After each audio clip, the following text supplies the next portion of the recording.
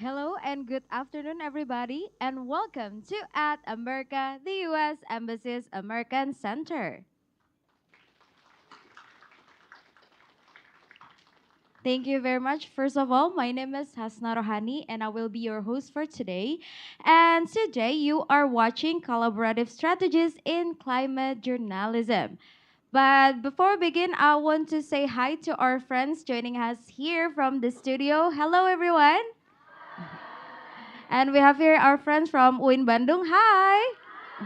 Welcome everybody and also our friends from Untirta Serang. Hello. Hi. I hope everyone is doing fantastic today. And also I would like to say hi to our online audience joining us from our social media platforms. Climate and environmental issues have been one of the main priorities of the United States. Bold action to tackle the climate crisis is more urgent than ever. Through many actions, the United States is doing its part to build a net zero emission. And we are going to learn more from our panelists today about how we can collaborate to build a resilient future that creates good jobs and ensures a healthy, livable planet or generation to come in the future. But before we begin, let us hear an opening remark that will be delivered from the Public Diplomacy Officer of the United States Embassy, Jakarta. Everyone, please give a warm welcome to Nick Geisinger. Thank you very much. Well, thank you very much, and welcome to At America. It is so great to see you all here. How many of you have been here before? Anyone? You. Good. So you knew where to come. How many if it's your first time at America today? Well, welcome. Selamat datang. I hope you come back. Today we're here for collaborative strategies in climate journalism. And it's great to see so many of you. I know, I understand you're very passionate for this issue. We have a lot of, budding advocates and experts here among us. This is a global challenge. We all understand that climate change is impacting people worldwide. We have rising sea levels. We have changing weather patterns. And we understand that these things are particularly relevant and important here in Indonesia. So today, we'll take a look at how journalism plays into that. It's critical for informing the public, for shaping narratives, and of course for holding, the powerful interests to account when it comes to this, for representing the people and our concerns. so happy to have with us today our panelists and moderator. From Monga Bay, Indonesia, we have Rizky Sigit. Welcome, sir. From Auriga Nusantara, we have Hilman Afif. Thank you for being with us. From the United States of America, investigative reporter Daniel Glick. Welcome. And Adinda from Kompas TV. Let's give all four of them a round of applause. The US government is deeply committed to this issue. We find a lot of overlap in goals with the government of Indonesia, and we hope that we can continue to work together throughout this 75th anniversary year and beyond to draw attention to these important issues of sustainability and making sure this planet remains livable for all of us. So, with that, I hope this discussion will help you all continue on your learning growth and become great advocates for the environment. Thank you again to our panelists today, and I'll turn it over now. Thanks. Thank you very much to Pak Nick for the wonderful opening remarks. And now, without any further ado, to begin our session, I would like to invite our lovely moderator today. She is the investigative environmental journalist of Kompas TV. Everyone, please give a warm welcome to Adinda Ramadhani Kusumo.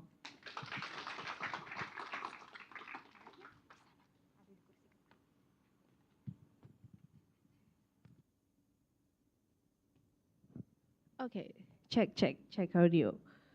Thank you very much, Hasna, for welcoming me. Thank you very much for, I would like to say thank you for Pak Nick, US Embassy, and also at America for having me today in this discussion. And I'm very honored to be here and being part of this discussion. You know, I'm very passionate about the climate journalism. I'm very passionate about the climate crisis.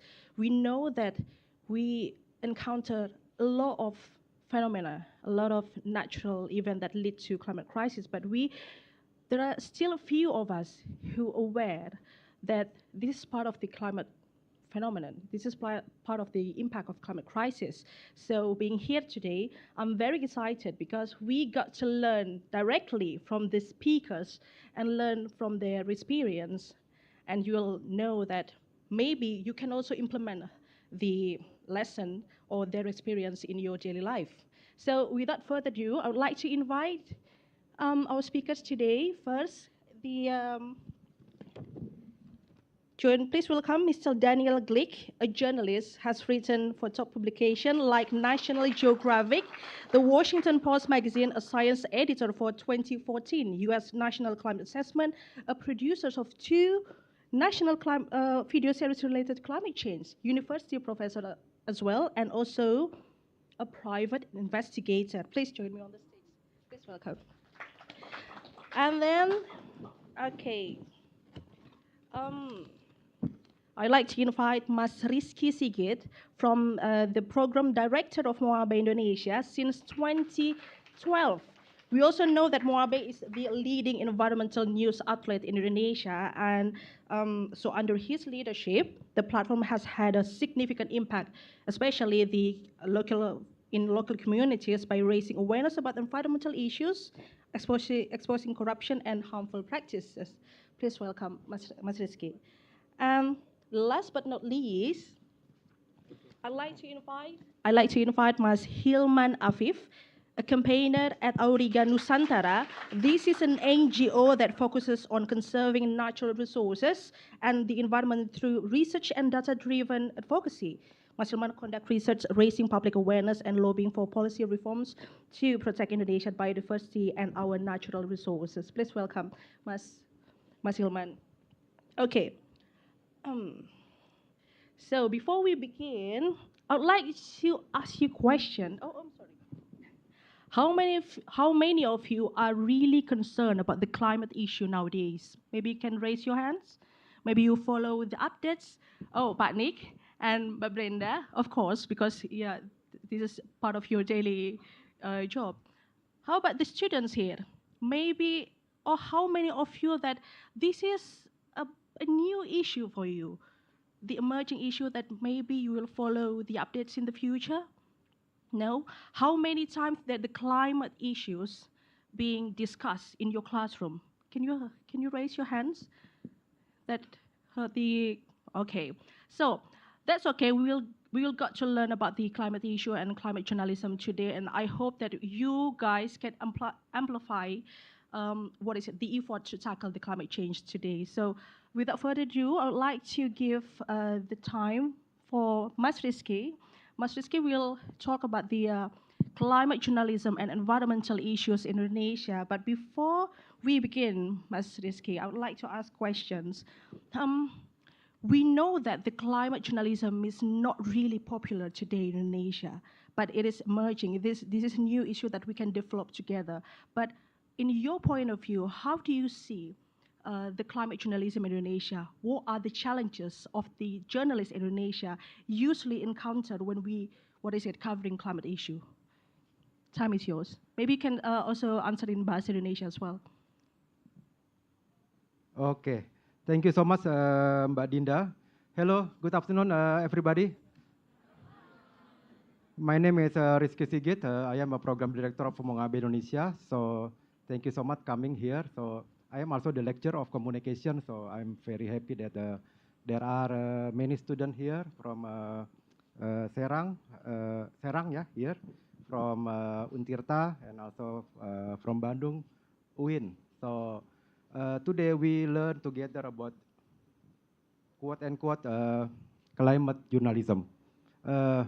Buat teman-teman dari UIN, salam ya dari saya untuk Prof. Ahmad Sihabudin. Kebetulan saya temannya. Okay, I start my presentation today. So, my presentation is focused on the climate change issue and regarding to the media. So, if you see that the climate change issues in Indonesia is quite diverse. What this mean? That depend on the ideology and alignment between the media and key stakeholders. So this is not like the one perspective, one single perspective, but also, I mean that you can see that one media could be different point of view with the others media. So this is my presentation today, and also that how media works regarding to the climate change issues in Indonesia. So my presentation should be baseline for your next presentation. So I want to give some of the baseline information regarding to the issues of climate change that relate to the media in Indonesia. Okay. So next, what happened? Like this. So maybe there are no compass here, but you can see from the journal that I checked here from Rohima, Rashid, and Sofyan 2023. You can find the journal in internet. There are a sentiment category: positive, neutral, and negative. You can see, yeah, and you can compare between one media with the other media. So you can see one media have a positive signal to the issues of climate crisis or climate change, but the others media have the different position with the others media. This is very interesting. What you find from the data, there is ideological perspective from the media. Okay, you got the point from my presentation, yeah. You can, you know, as an Indonesian and also the student, communication student, you are understand about the media here and which part of the media that the newsroom work with the sentiment, negative sentiment, neutral sentiment, or positive sentiment. Okay, this is my point, number one. So, this is my journal, 2022, working together with my colleague, Verselita and Evelina. So, this is interesting. Climate change. Climate change. I have studies on the media coverage on the marine and coastal issues. So this is very specific issues. But if you compare with the others climate change issue, for like example like in terrestrial in other place, yeah. So it is the same. What is my point here? My point is what the main reference for media. This is government. So this is government work on climate crisis or climate change.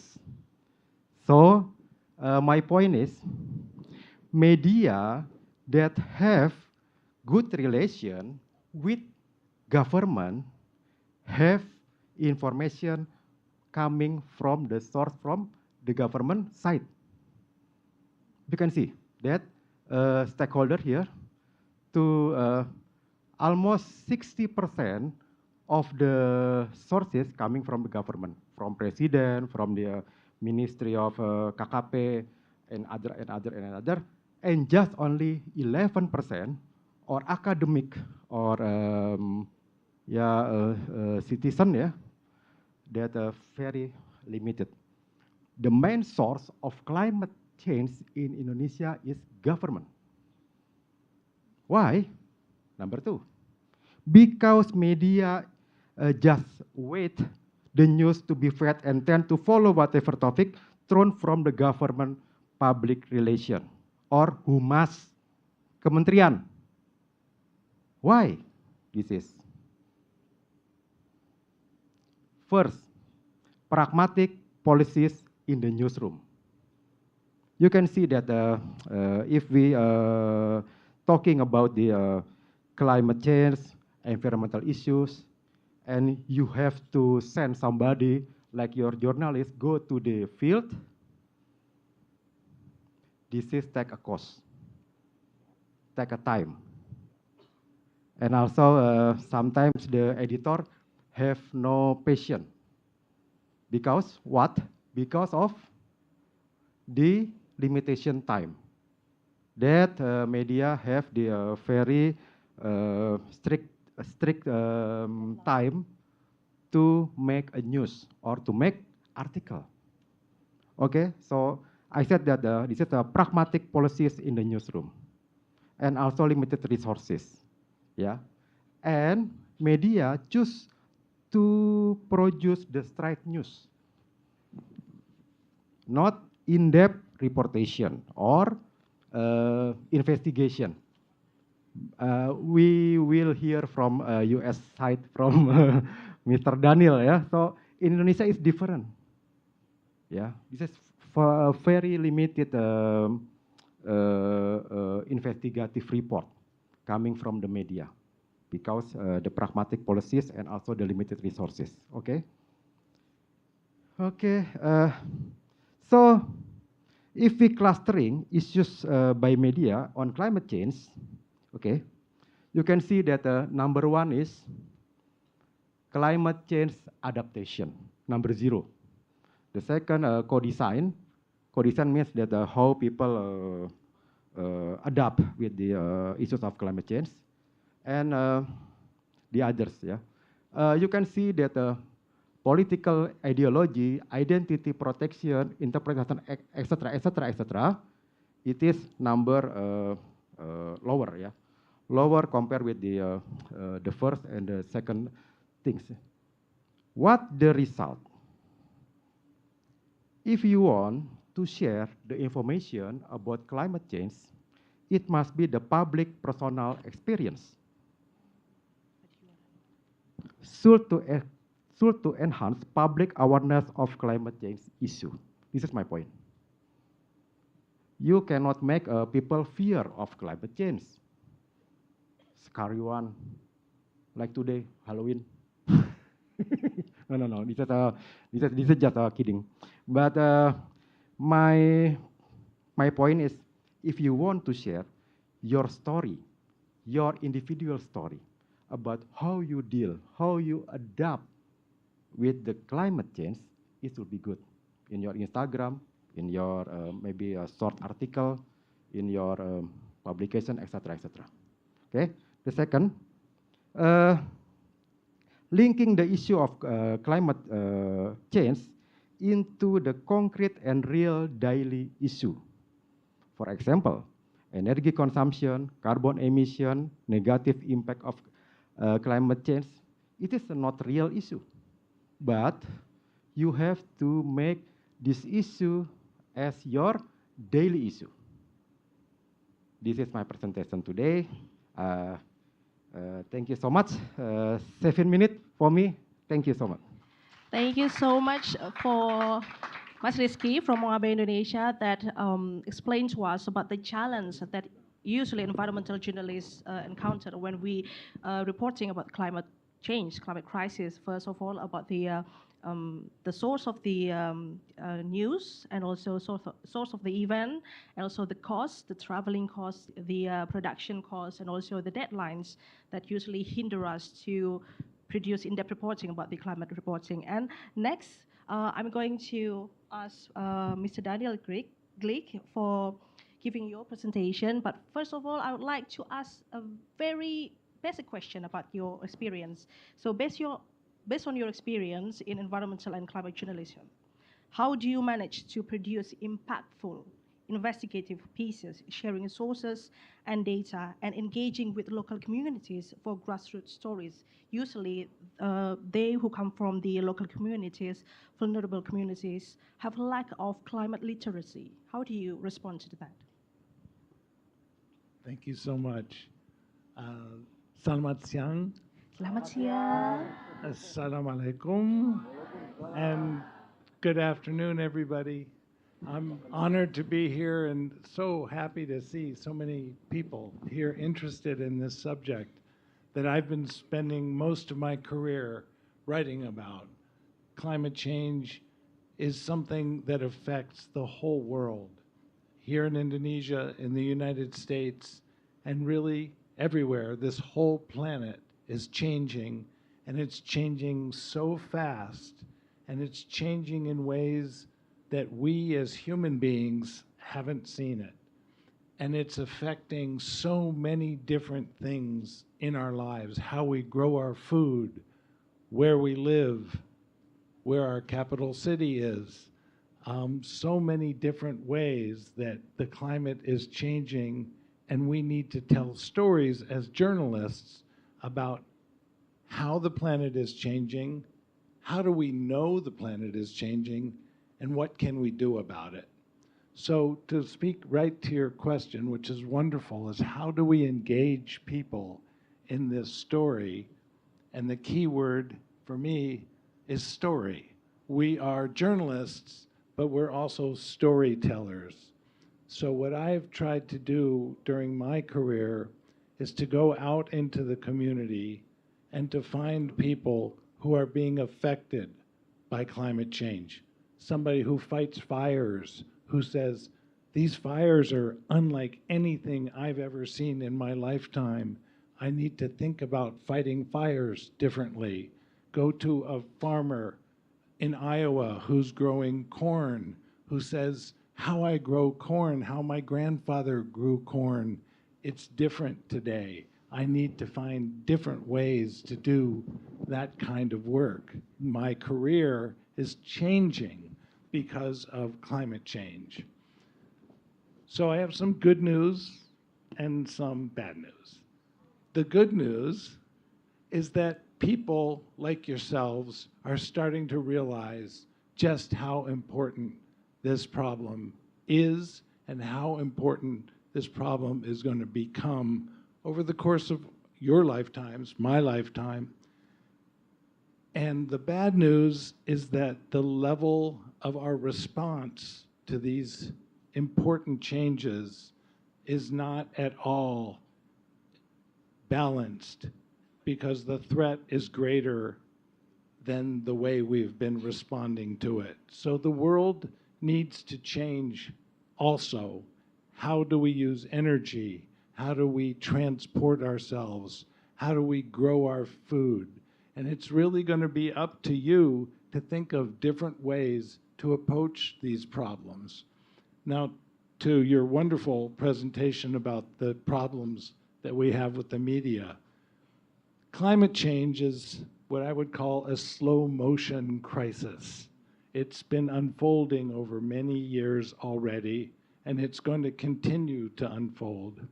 But there's also a crisis that's a slow motion crisis in the media, in the way that we journalists get to do our work.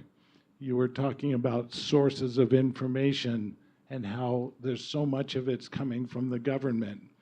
But I would challenge you and challenge all of us to keep looking for different sources of information.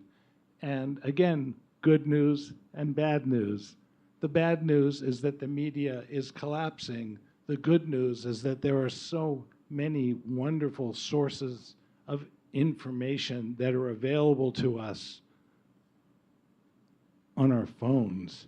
When I started my career, right, I'm an old man, we didn't have these. And you have the world's knowledge at your fingertips. And we as journalists have more ability to get information, not just from the Minister of the Environment, but from scientists from all over the world who publish reports that we can access and that we can learn, and then we can decide how to use that information to tell stories about how humans are changing. So let's just take one example that's very close to home for you, and that is the way that sea levels are rising. So the planet is getting warmer, and we know that from lots of ways. And when the planet gets warmer, the places that have ice melt, and the water from that ice goes into the ocean. And also, when the ocean gets warmer, because it is absorbing the heat, it expands, it gets bigger. So the water's getting warmer, there's more of it, and the water is running in from the northern parts of the world. And what that means is that the sea level is rising and rising. And in a city like Jakarta, or in my country, San Francisco or New York, we're going to face some very, very big problems when the sea level continues to rise. So here in Indonesia, you're talking about maybe having to move parts of Jakarta to someplace else to respond to that. And in that is an opportunity to tell so many different stories. So I'll leave with the idea that this is not just a scientific story, but it's a human story. And I think we as journalists need to find the human story to try to transmit this information about climate change and how it's affecting life on this planet, human and otherwise. So I'll turn this over to my colleagues, and then we can have a discussion later. Thank you. Thank you very much for Mr. Daniel Glick, who gave presentation. And the key point from your speech today, your presentation today, is the story that connect us, that you have power, guys, to tell stories about the climate issues, about the climate phenomenon. Maybe you still unaware about what kind of climate crisis phenomenon is this. And maybe you can find out through your social media, and you have power to amplify the impact of climate crisis. Also, you have power to, maybe you can, to choose, is this misinformation or disinformation? That we will talk about that later. And the next question is how to collaborate this power, this source of data, this source of visual evidence of climate phenomenon, and how we collaborate with the activists and also the scientists. I will invite Mas Hilman Afif from Auriga Nusantara to explain about these collaborative strategies in climate journalism, working with journalists. Please. Thank you so much. Hello, I'm Hilman from Auriga Nusantara. As a campaigner, I used to work with journalists to inform about what work we do and etc. You have heard from the expert about how the journalists have worked to tackle the climate crisis. And yeah, before I get into the kind of topics, I would like to show how our deforestation status looks like in a graph. Okay, so this is a graph of deforestation that occurred in Indonesia from 2001 until 2023. If we look at the graph, we see that from period 2016 until 2021, there was a decreasing deforestation in Indonesia. But if we look at the last 2 years, the deforestation has increased.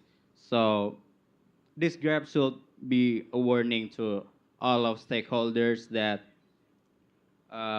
yeah, to pay more attention to the deforestation, to saving our remaining natural forests. If not, yeah, you know, like the climate change that uh, um, that currently right all around us will become more extreme. And in the context of this topic, this data will only be a picture if um, it is not further elaborated with the journalists, with the interpretation of the numbers, the interpretation of the patterns, and yeah, what would gonna happen if the numbers go down and or up, and yeah, including the information that contains in the graph. So if it is not elaborated more, so to saving natural forests, to saving our nature, uh, from just looking at this graph is meaningless. So we know that if we talk about the climate change, it's so complicated. So this kind of issue is so complex. Um, there is so many challenge to address. For example, like when we talk about climate change, uh, yeah, there are many things that can be discussed, such as how the nature destruction can impact the climate change, and who is the responsible from the nature destruction that impact the climate change, and how the global initiative to mitigate the climate change, and how the law and regulation in Indonesia could mitigate the climate change, and also we cannot, and also there is an impact to the local community from the climate change. And this kind of work is usually um, work is usually do by academics, researchers, and the NGO.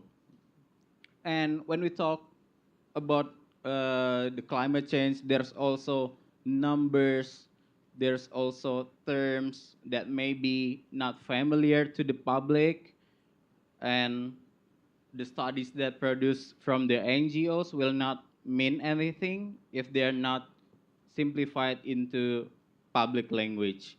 So, yeah, in fact, also without the local story, um, the existing studies cannot provide any evidence, especially about how climate change given impact to the local communities.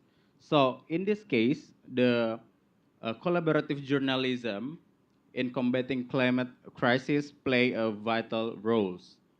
So this collaboration is not only limited to the journalists and researcher, but also the local community. So by working together, the journalists can pool their resources, share expertise, amplify their reach, and etc. So collaborative efforts often lead to more comprehensive storytelling, combining different perspective from the researcher, from the NGOs, and maybe NGOs also can share their work on the field, how local community impacted by the extractive industry that causes climate change and etc. So this is generally the climate journalism is.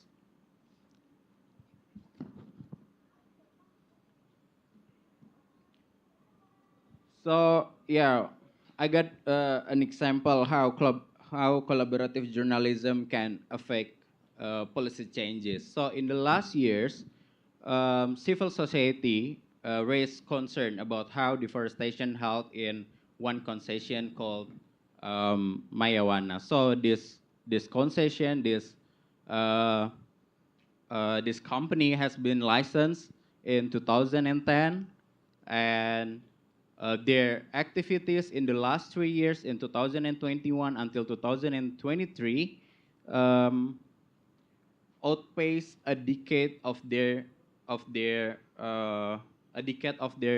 permit of the deforestation, that the deforestation occurred on period 2021 until 2023 is 330,000 hectares. So besides the destroying forest, the activities in the concession also destruct the orangutan habitat, and also uh, give a destruction to the pit land. So not only forests, not only trees that cut down by the companies, but they also destruct the orangutan habitat and also a pit land. So it is a huge destruction uh, that caused by company operation. And yeah, due to the situation, and many civil society are calling for the company's operation to be halted. So yeah, this is what we do with a lot of journals, with Monga Bay, with Beta Hita, with CNN, with many journalists. We do have a collaborative investigative on these cases, and yeah, the journal we academics, the researcher, and the NGOs do the report, and then amplified by journalists, and yeah, finally we got this kind of letter from the MEOF. So the MEOF decided to stop their activities in West Kalimantan. And yeah, with the huge impact of collaborative, so we, Auriga, decided to make kind of program to the a journalist called Pasopati Fellowship. So this project is already start from 2020 until now, and there is a lot of work that produced from this program also. Yeah, this is kind of project that we're doing from 2020 until 2023, and hope this program will continue. You can also visit our website at pasapati.id. So it is not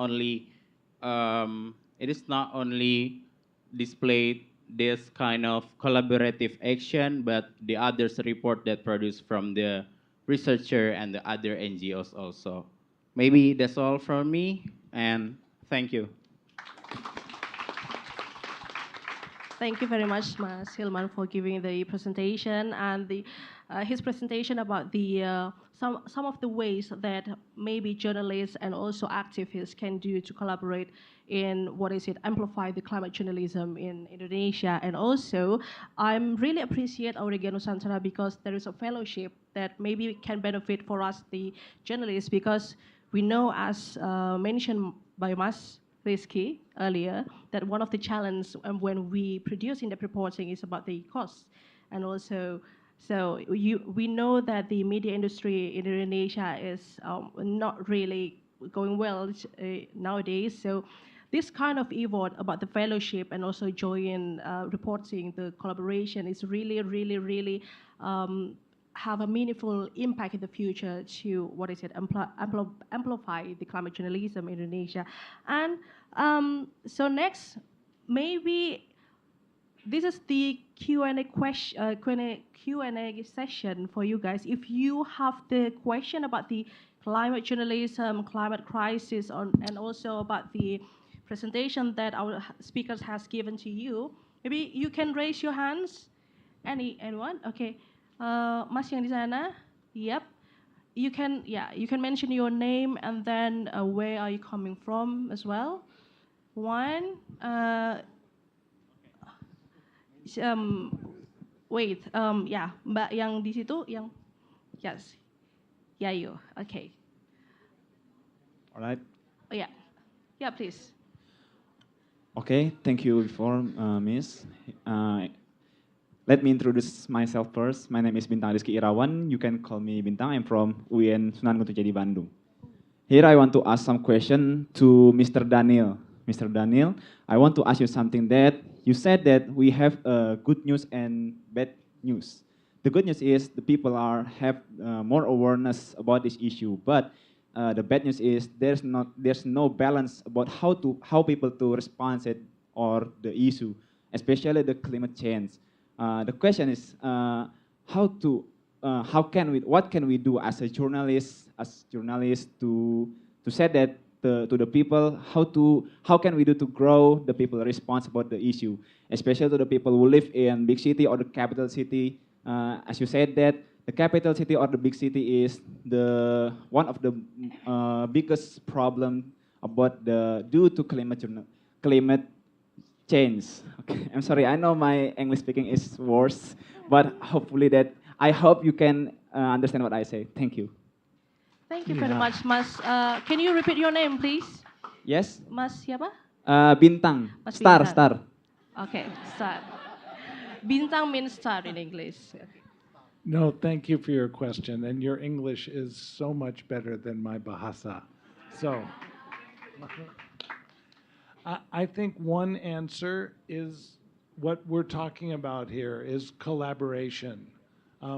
For me as a journalist, I need people like him to tell us what's going on the ground, to make reports, to bring that kind of information. I'm not a scientist. I don't live in these communities. But if he says, hey, you should pay attention, then I can learn from him. And then when Manga Bay or another news organization does a story, I can build on that. So we build on each other and we work together because honestly, we're all in this together. Everybody all over the world, we're going to be affected by these changes, and we need to find ways to work together to find different ways to live. And again, I keep coming back to the importance of telling stories because I think that's what moves people's hearts. And I think you need to move their hearts before you can move their minds and before you can move their pocketbooks. Because we need to put pressure on people in positions of power. And we need to do that through the media, through the public, through people who care and are trying to tell these important stories that how we live, how we've been living on this planet, we can't keep doing this. We need to find really important ways to change. I hope that answers your question. Thank you, Mr. Daniel Clegg, for your answer. Gimana, Mas? Mas Sar? Okay. Okay. For the next question, the Mbak yang, yeah, okay. Okay, first of all, let me introduce myself. My name is Freya Mesa. I'm from Untirta, specifically from communication science major. So, first of all, my questions is can be answered for all of the speakers. First, what I know about media is such a big source of any kind of information that mentioned with Sereski. So my question is, how do we choose the media that can we trust the most? Because based on Mr. Rizky explanation, the media has various perspectives and point of view. So how do we choose the media that can we trust the most? That's the first question. Maybe I can ask one more questions. Second questions, what I got from all the explanations in this climate change issue, journalists are the key point because journalists can do a storytelling and make an impact to share the awareness all over the world. But the question is how to make people believe in journalists. That's all my question. Maybe the speakers can choose one to answer or answer both. Thank you. Thank you very much, Mbak. Can you repeat your name, please? Mbak siapa? Rea. Thank you very much, Mbak Rea. Maybe Mas Rizky first. Okay. Thank you so much, Yaya ya. Rea. Oh, Rea, mohon maaf saya telinganya sedikit kurang. Okay, thank you so much for your question. So, media is depend on the agenda setting in editorial policy. So, if you have the information or you make a study on that, you can understand media have the political or ideological or critical thinking on special cases or special issues, right? So, yes, I see that media have the meeting in editorial newsroom. So they have the agenda setting media.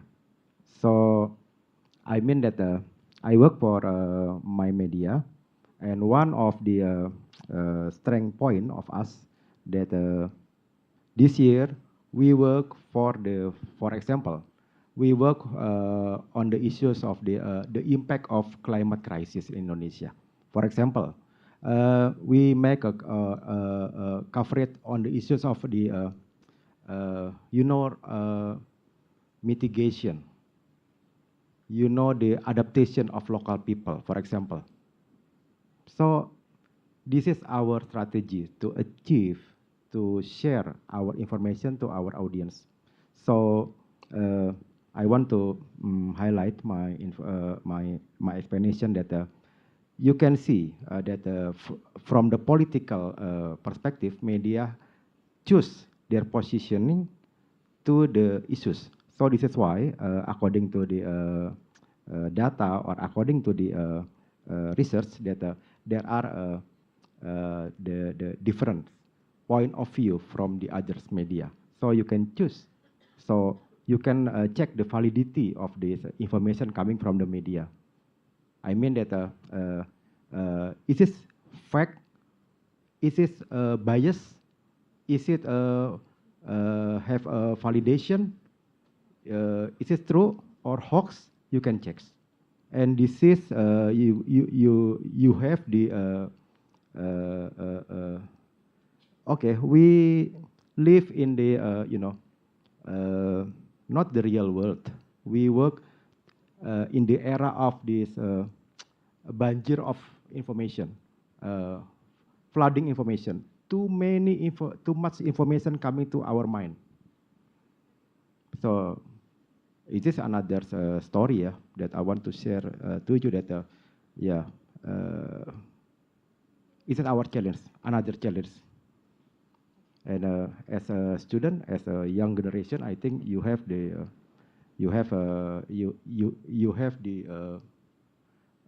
future. I mean that you need to work on this issue. And my statement is climate crisis, climate change is not hoax. It is our reality. Thank you.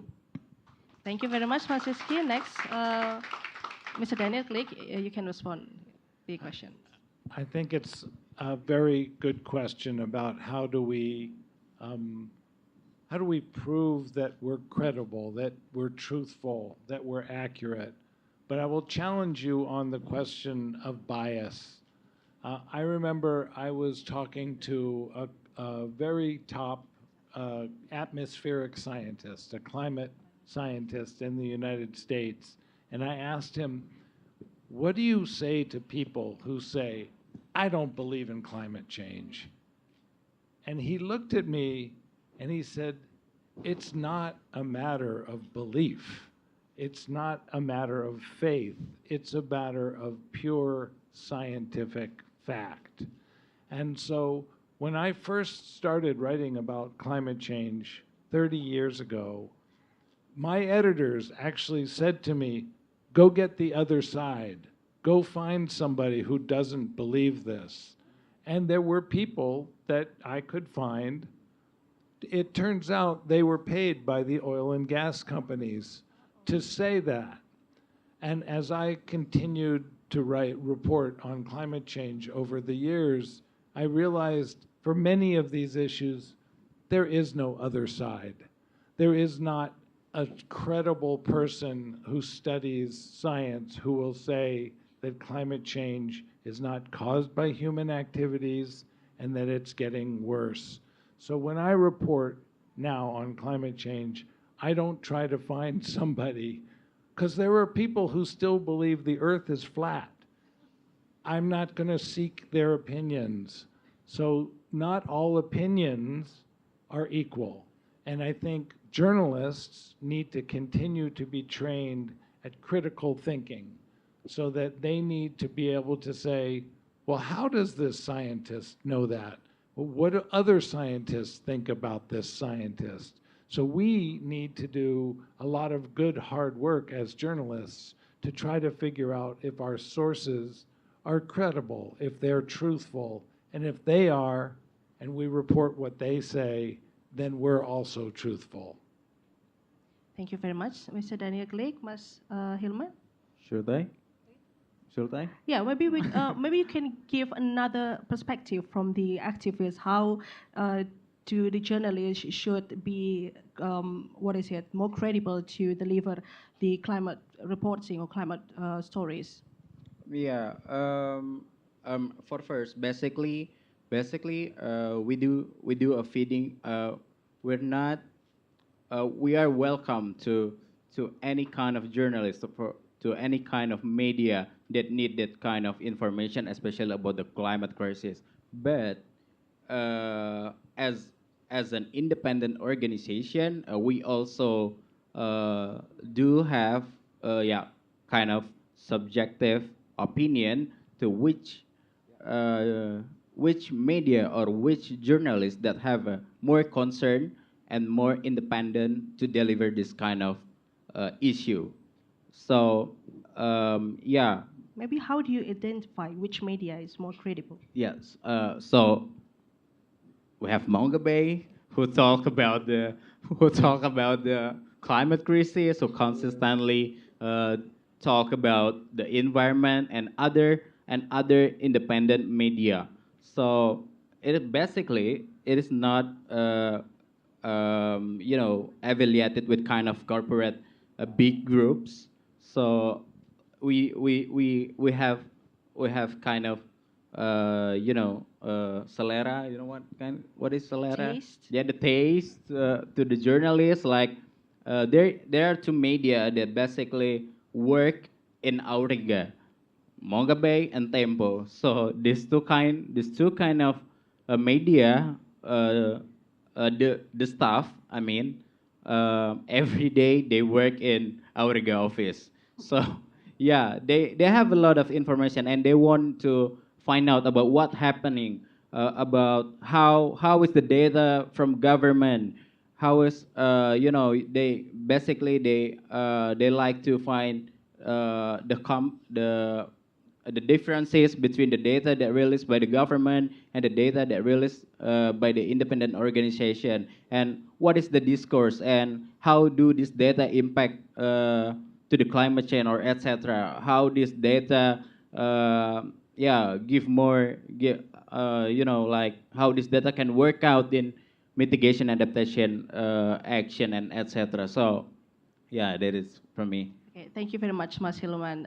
So based on data as well, if you want to know which media is more credible than others. Okay, next question, please. If you want to ask question, raise your hands. Okay, the lady up there, one and another one. Okay. Okay. Please wait for your turn. Okay. Okay.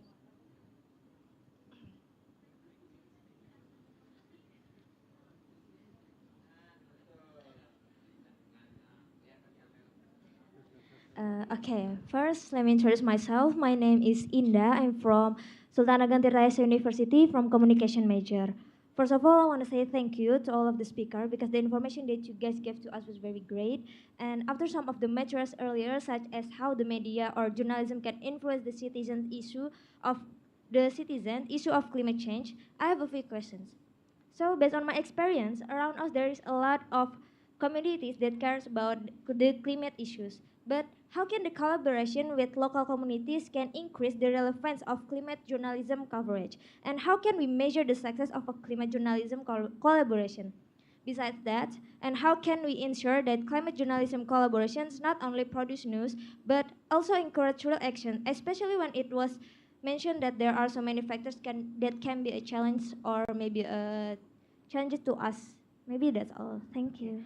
Thank you very much, Mbak Indah. Yes. Indah, okay. So basically the question is about how we collaborate with the local communities, maybe about how we, also transfer about the information about the climate literacy as well. How can we make this collaboration with the local communities have more impact, from local to globally, like that. Which Yeah. one first, maybe? Maybe Pak Daniel, Pak Daniel first, share okay. the story from the US.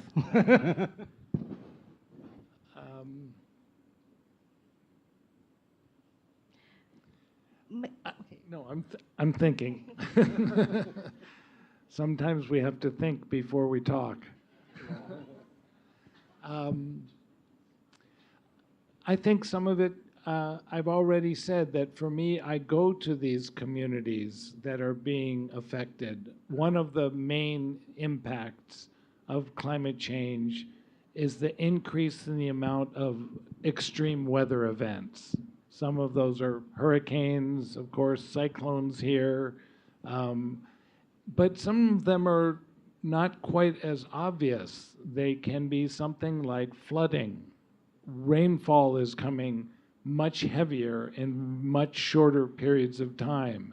So when there's a community that's been affected by a heat wave or a drought or a flood or a hurricane, one of the things I think journalists can do is go to those communities and get the testimony, get the first person stories of the people who have been affected by those things. And then, and this is what's important, we need as journalists to connect back to the science, to connect back and say, this is not just a flood because it's a flood. It's a flood because the rainfall is falling in much heavier amounts in a very short period of time in communities that have never had to deal with this before. So the scientists know this, but the person who's standing on top of their roof or in a boat on a street, those are the people we need to talk to find out what their experiences of these tragedies are, and then connect it back to the science that explains why these tragedies are happening more frequently now. Thank you very much. So one of the ways to influence people or the community, the local community, to believe about the climate change, climate crisis, is to connecting with the science, back to the science. But the question is, maybe Mas Rizky can answer this question. But what if the local communities that we try to give the information, the knowledge about the climate crisis, don't have have a lack of education, because usually those who are impacted by the climate crisis come from the vulnerable communities, poverty communities. How we can connect? How can we translate this phenomenon to the local communities? Yeah, thank you so much. Before I answer your question, I totally agree with Pak Daniel that we have to go and hear from the local community perspective, what they feel regarding to the issues of climate change, for example. So in Indonesia, it is similar, Pak. So in Indonesia, there are some local community or indigenous people that threatened by the climate change. For example, that like Mas Hilman saying that the deforestation making the impact for the local communities, indigenous communities, and maybe from the tropical forest into the plantation, the huge monoculture, it is a mega problem to the air pollution, to the kebakaran hutan, apa? Forest fire. Forest fire, and etc. etc. So I totally agree that we start from the local community, but we have two ways of thinking to get the information or to share the information from local communities. First, about the bad things. The climate crisis threaten their life, for example, like my story, yeah. But the other things that the local knowledge have the future that we could adopt it as the people. Like local wisdom that is more Local, advanced yes. than the common knowledge or scientist Yes. knowledge. And we could make a validation from the researcher, for example. So I know that the local community in Kalimantan that they have the traditional medicine from their forest. They gathering the obat-obatan ya tradisional ya. Herbs like okay. Yeah, like traditional medicines. Yeah, and then when we check as a researcher, as a journalist, we go to the researcher and make a validation on that. So I think this is a bridging. How we could make a journalist make a bridging collaboration, like you said, from one stakeholder to the other stakeholders. Yeah. Like a researcher, like indigenous people or local communities, academician, etc., etc. So journalist is like a picker of information. Like we choose and pick, and then Yes. we filter, we collect, and Yes. then we cultivate the Yeah. information. I would say a gatherer. A of gatherer. Yeah, like news gathering. That's why we call it news gathering. Yes, yes. And we work with one idea, but in the same time the idea could could berkembang, Develop, could okay. develop related to the story. I think this is my question, my answer. Thank you very much, Mas Rizky. Mas Hilman, what do you think? Do you have your own opinion about this? Yeah, I totally agree with Mas Rizky and also Glik that we can get those kind of knowledge from either they have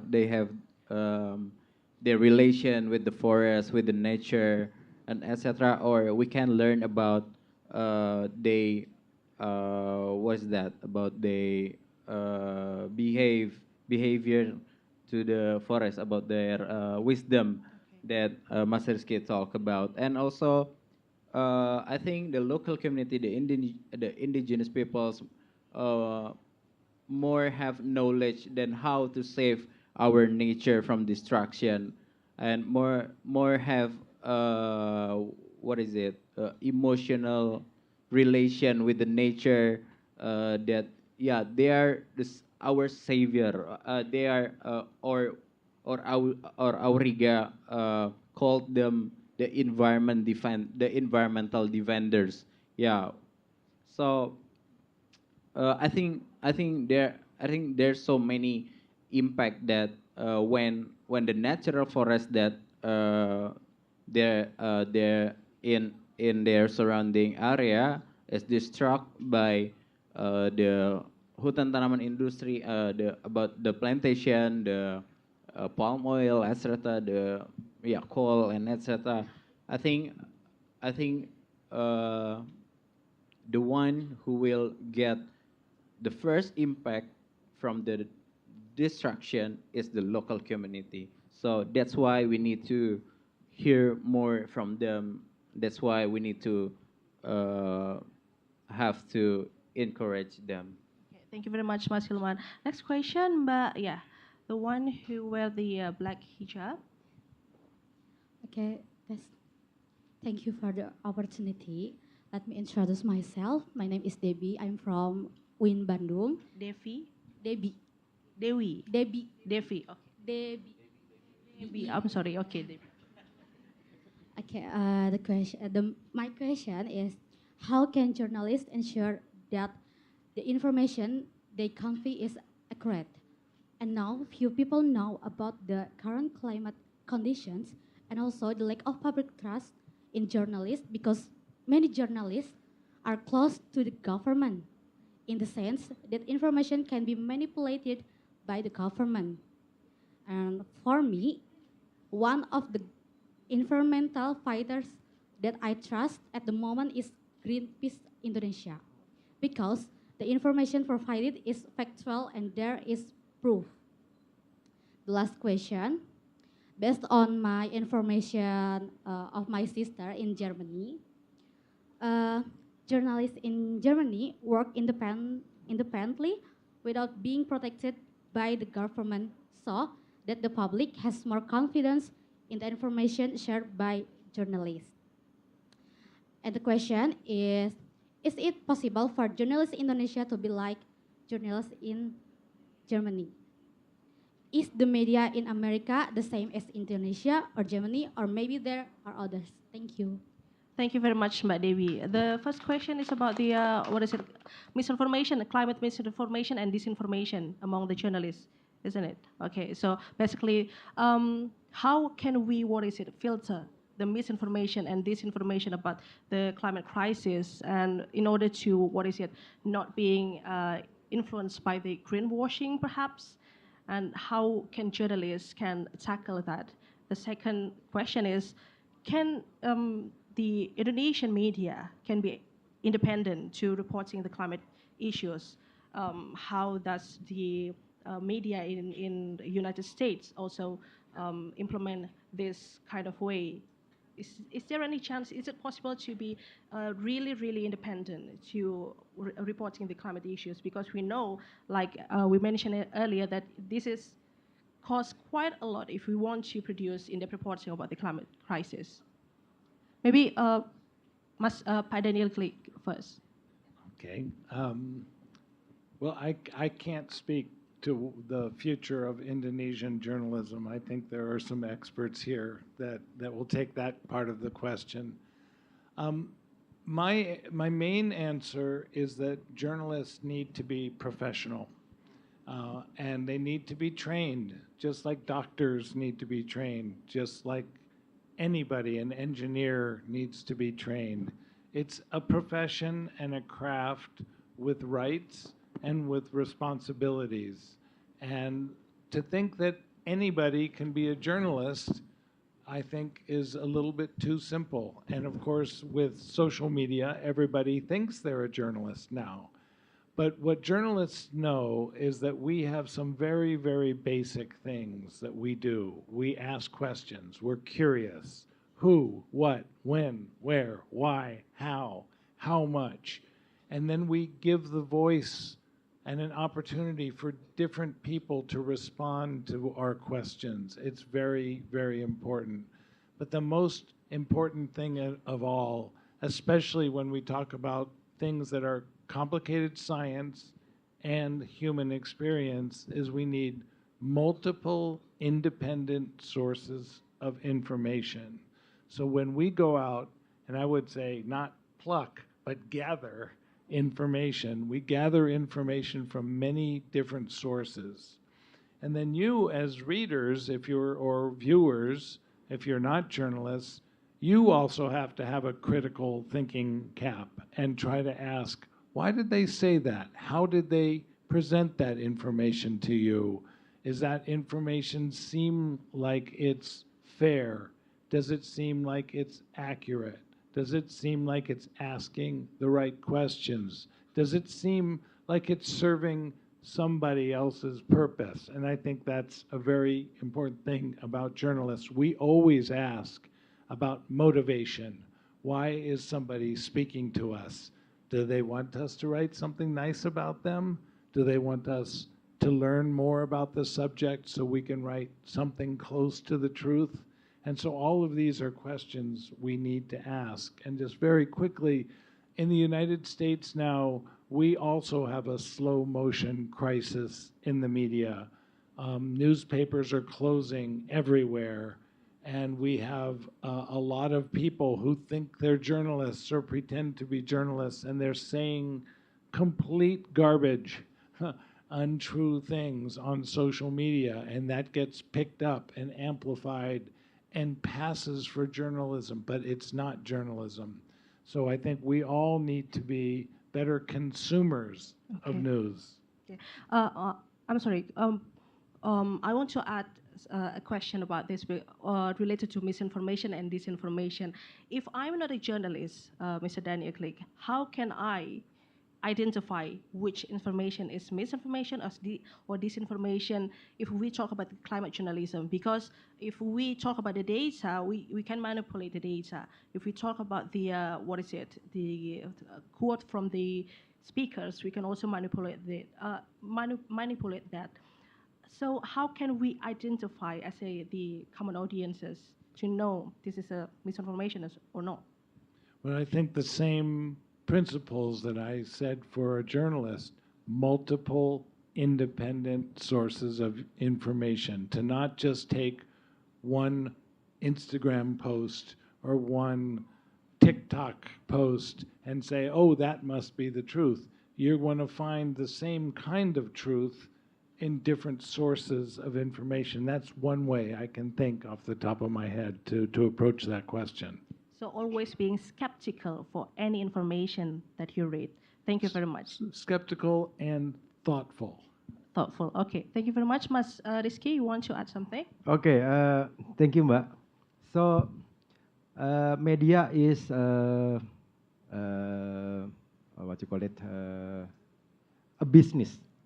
Media is business, right? Industry. Industry, right? So, media live because of the audience, because of these people who like the media, who read the article, who watch the social media, etc., etc. So the idea is without audience, media is nothing, right? And as a media, we work for our audience, yeah. So I agree with Pak Daniel said that as a journalist, we have to work as a professional. We work as a journalist and also the media to find the right things. We have the, Pak Daniel, we have a cover board story, right? One of this triangulation of this story that not just only talking about from one side, but the other side. And we have to check the data, the validation, confirmation, etc., etc., etc. So there is a methodology to, you know, to deliver the news. Yeah. Okay. So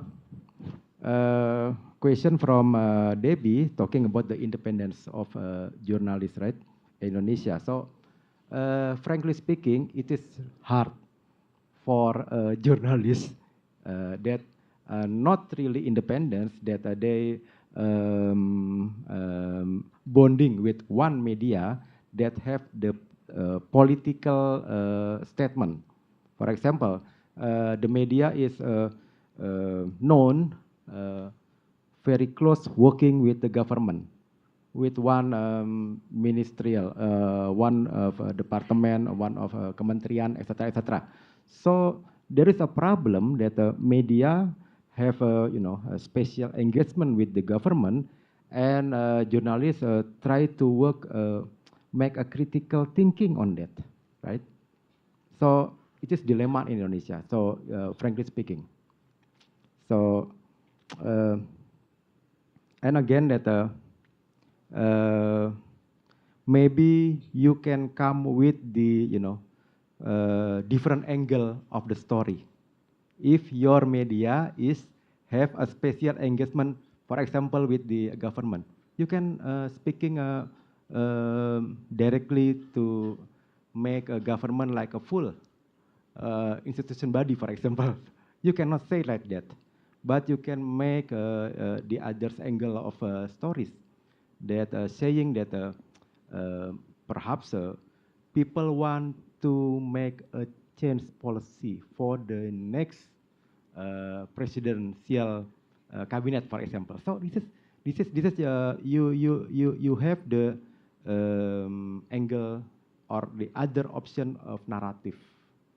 So this is I think one suggestion. So if you work as a journalist in media, okay, you have a limitation that you have the newsroom, you have the editorial that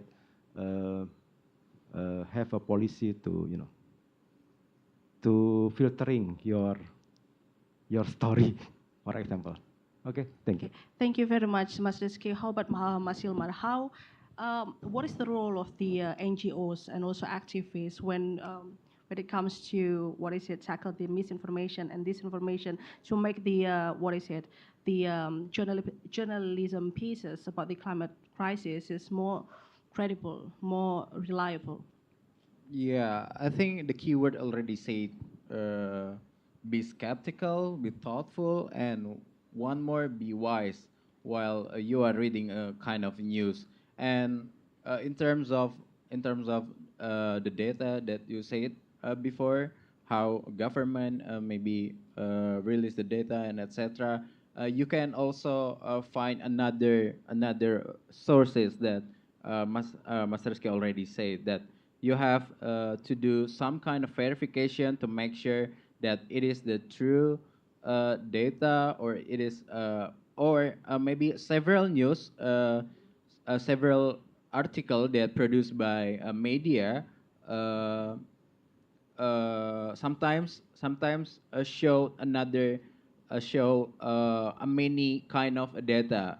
For example, one kind of article can show one from the government, one from the independent organization, one from the other resources, and you can you can see the differences, and you can make sure with the other article maybe to confirm which one is a more logic, more valuable, or etc. Yeah, I think the keyword already said: be skeptical, be thoughtful, and be wise as a readers. Thank you very much. Maybe Mr. Daniel Glick wants to add more? I just want to add one more thing. All these are wonderful points.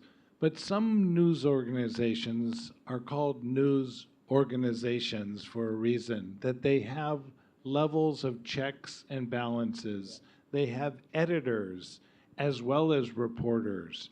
And I think it's important when you start choosing how you want to get your news, if it's one person just going out and shooting a picture or a short video and posting it on TikTok, that doesn't get any kind of vetting, doesn't get any scrutiny, doesn't get any kind of thought from somebody else. So we have a saying, the writers I know, everybody needs an editor. And so news organizations that don't have editors, sometimes those editors can be terrible, believe me. They can be biased themselves. But I think it's just one more thing to look for. Are you just listening to one person who thinks they're a journalist? Or are you listening to somebody who works for an organization that has shown itself to be trustworthy and who knows enough to listen to NGOs that have good information and to sift it, not to take his information and print it like it's a press release, but to take that information as one of your multiple independent sources of information. Thank you very much. So when it comes to the climate issues, when you receive or maybe you see the climate phenomenon in TikTok, for example, you need to verify yourself. Do you go to the news outlet, whether it's true or not? You can see whether it's, a fact check, for example. Is it Exactly. true or not? Oh, okay. We still have 8 minutes. Maybe we still can have two more questions if you want to ask question. Yeah. Yeah. Uh, Mas yang boy who wear the in black. Oh, you got spider web around you.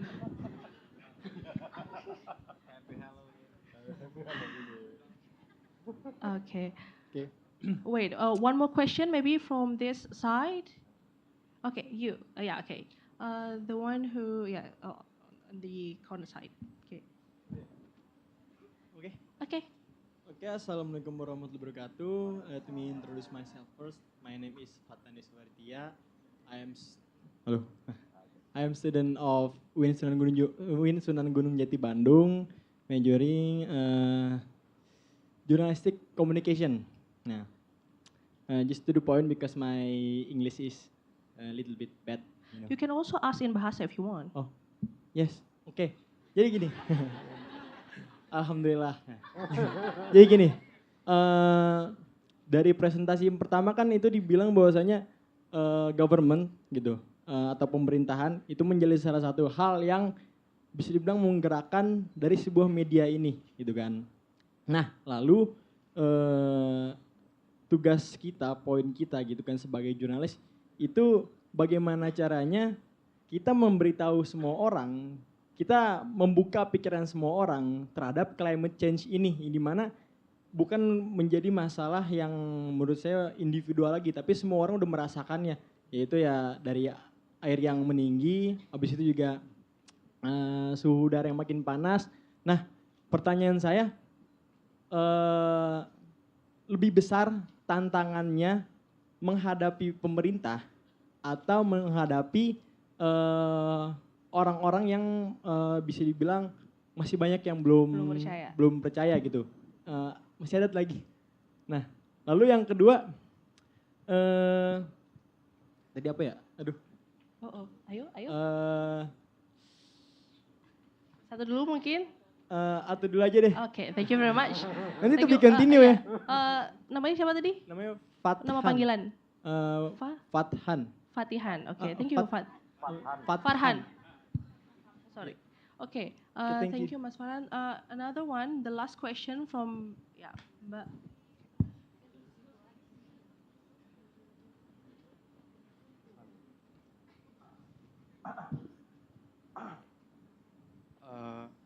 I'm sorry, it's Mas.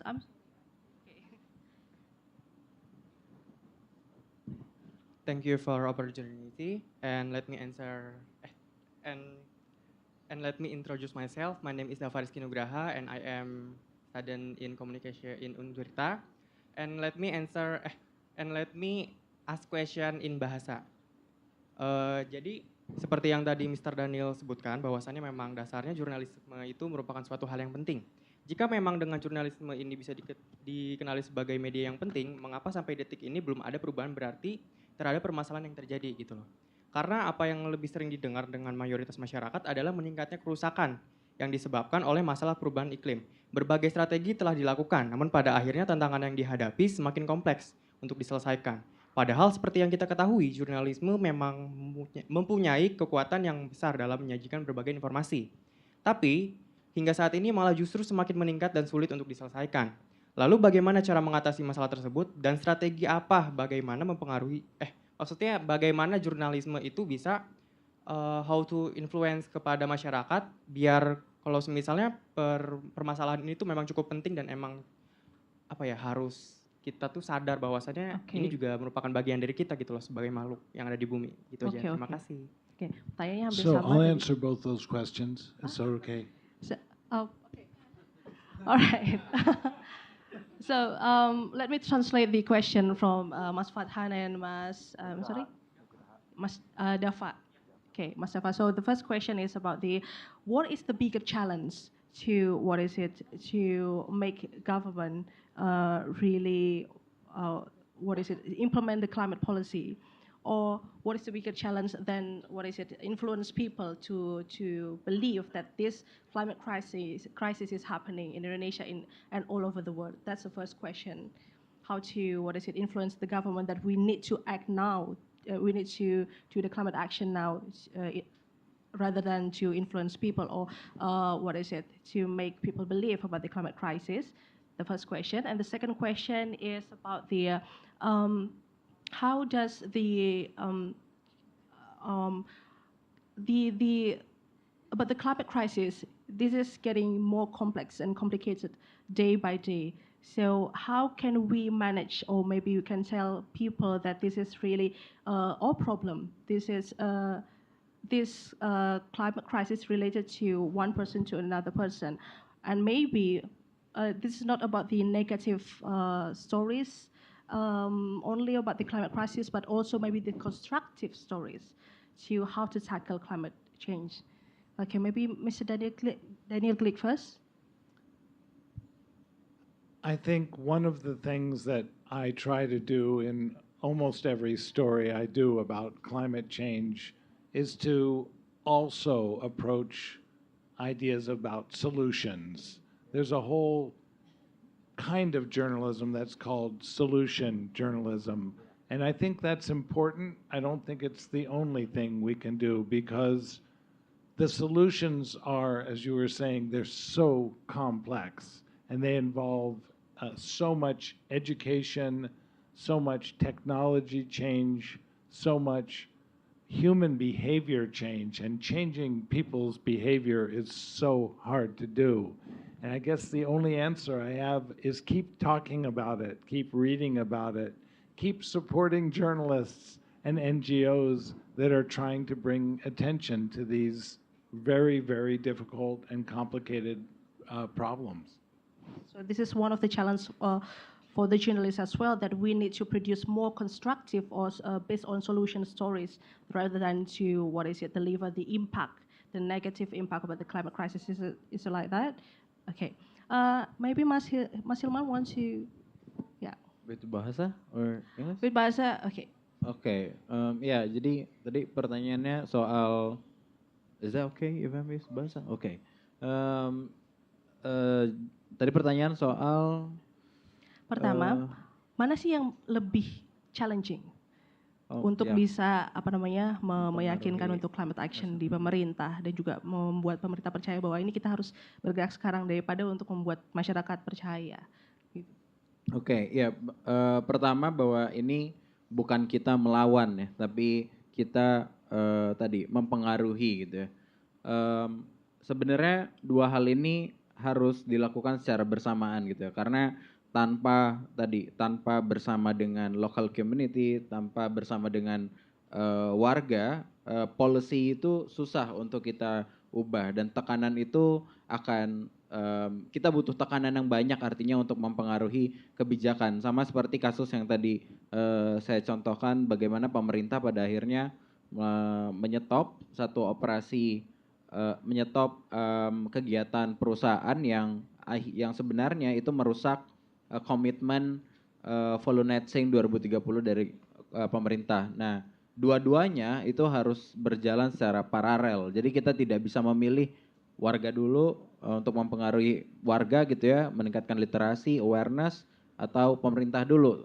Kita nggak bisa pilih, tapi kita harus melakukannya bersamaan gitu. Jadi sehingga ketika awareness itu sudah ada di warga, maka dorongan untuk perubahan kebijakan yang lebih baik, yang lebih sadar akan krisis iklim dan lain sebagainya, itu lebih mudah untuk kita bisa capai. Thank you, Mas Hilman. Bagaimana mungkin lebih ke tadi pertanyaan pertama tentang mana yang lebih besar tantangannya, dan yang kedua adalah gimana nih kita untuk bisa membuat masyarakat mungkin lebih optimis melihat climate issue sekali ya. Baik, saya pakai bahasa Indonesia, saya mau yang kedua dulu ya. Jadi benar ada namanya solution journalism atau journalism solution. Thank you for your term, solution journalism. Ini sekarang sedang tren. Jadi alih-alih kita membangun wacana atau diskursus yang tadi saya bilang menakut-nakuti atau hanya menyebar ancaman, tetapi saat ini kesadarannya adalah kalau ini adalah suatu reality bahwa climate change itu sudah pasti ya, terus kita mau apa gitu loh, ya kan? Itu yang paling penting kan.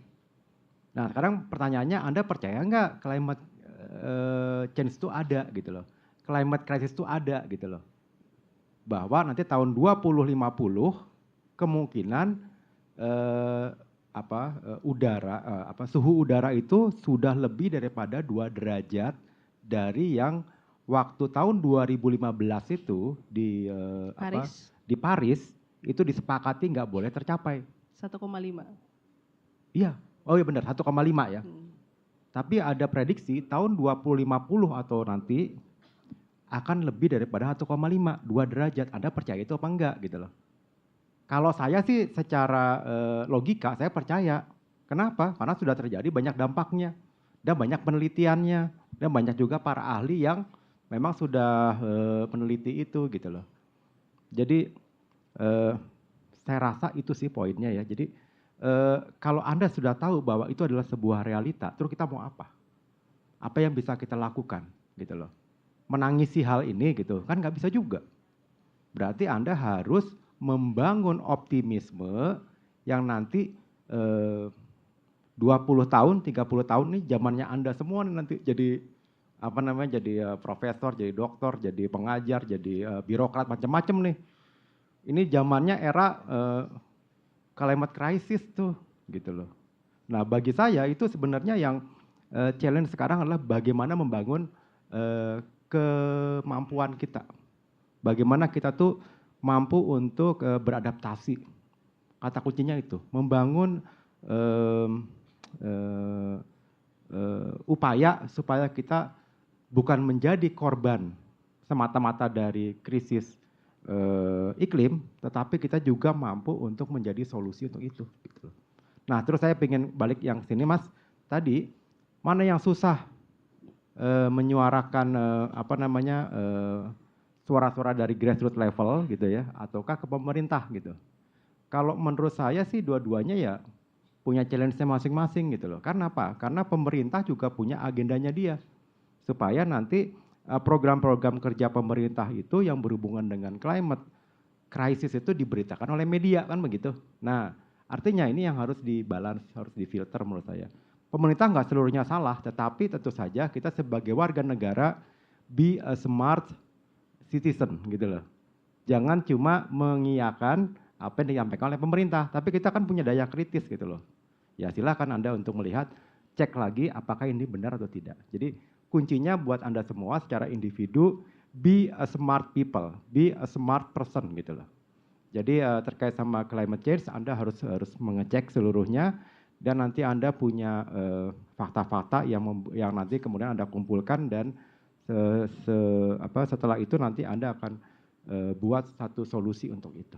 Saya rasa itu Mbak, terima kasih. Thank you very much, Mas Rizky, Mr. Daniel Clegg, and also Mas Hilman for your presentation and response to all of our questions today. Give applause to our speakers today. Woo. I'm very excited and I'm very thankful today because this is exactly what we need as a climate journalist to about this discussion about how to tackle the climate change and also to explore solutions together, collaborative strategies to to amplify the climate journalism. And I can say, guys, because I'm the journalist as well, that climate journalism is the future. You need to pay attention to the climate issues, and also like Pak Daniel Clegg said, you need to be skeptical, and also you need to search for different resources to verify the information in order to not being greenwashed by the certain party. And another summarize of this discussion is you guys have the role to tackle the climate action, the climate crisis by using the technologies. You have your smartphone, you can capture the visual evidences of the climate phenomenon, and then you can maybe you can talk to journalists, you can reach us. For example, maybe you can also make the content and go viral maybe, and we as a journalist, this is our duty and our role to amplify or maybe to the fact check about the content as well. And we we can collaborate each other. Citizen journalism with the the professional journalism as well, activists and also scientists, and also maybe academic as well. And also maybe the government. We need to to collaborate with the government as well, because like you said, not all the government in Indonesia, especially, not all of them do the wrongdoings about the climate issues. Okay, thank you very much for today's discussion, and I will give the discussion back to the MC.